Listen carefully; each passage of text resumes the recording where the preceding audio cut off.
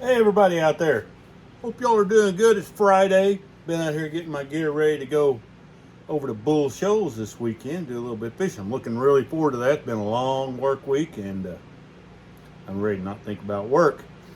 But kind of a cool couple things happened this week and I was able to pick up a couple of cool items. You know me, I just can't pass up some old school fishing stuff. And I happened on to a bunch of old stuff. Some old graphs, some more I got another paper graph, another flasher to go in my collection. Had another guy give me another graph this week. So my collection's growing like crazy. I sure appreciate everybody that's been giving me stuff and say, hey, come get this. I got one of these. But I found these old things on Marketplace. I thought I'd show them to you real quick.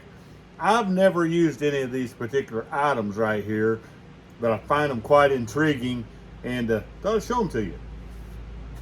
The first thing I've been wanting for a long time, and I never used one of these. Now, Basil Bacon was a big supporter of this, and Roland Martin and a bunch of others.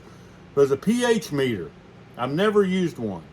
And I've always wanted one. This is the one that it'll mount onto your boat. It's got a little bracket, and oh, you can see all that wire wrapped around it. But it tells you the pH of the water, like the acidity. Don't know. If anybody out there knows whether that really works or not, I'm really thinking about putting this thing on my boat and trying to learn how to use it a little bit. This one's in really good shape. Nothing else, I'm super stoked to have it to put in my collection up on the wall. But I think I'm going to try to fish with this thing, but I'm super excited about this. The second one I got was an old combo selector. Now this was a color selector. Now back in the 80s, Dr. Lauren Hill, I believe, came up with this. And it's got all these colors on it. And you drop this probe down into the water and it'll tell you what color to fish with. Whether you got clear water, stained, or muddy, it'll tell you what color to use. And there was a huge lineup of baits and colors. It expanded the color spectrum on crankbaits and real everything, because they were trying to come up with colors that would match what was on this selector. And every company jumped on the wagon. It was a big deal back in the 80s. And a lot of weird colors come from it too. But this one, it has the color selector. It has a pH meter on the inside of that. And then it also has water temperature inside of that. So this thing right here does all three of those for you. You drop the probe in the water, select the deal, voila, easy fishing. Probably almost as easy as live scope. We just forgot about it. And then here's just another, this is just a plain color selector. So I don't know if it's going to help you catch them as well or not, but same thing, drop the probe in the water, then you've got the scale. Tells you what color to pick in what color water. If you've used one of these and had success with it, I would love to know. Heck, I might start using it myself.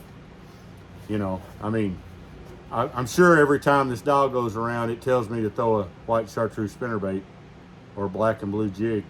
More than likely is what would happen. But let me know if you've used one. I'm curious. I really am. This is a cool thing that happened back in the day. Good stuff right there.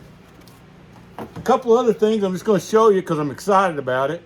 My brother was at a flea market here a week or so ago and came across, as you know, I love freaking old tackle boxes. Found me this old Rebel Excalibur double-sided. This thing is in excellent condition. It's I'm pretty stoked to have this. I've been wanting one of these. Here it is. I'm going to fill that thing up with lures and put it in that old Ranger. You watch.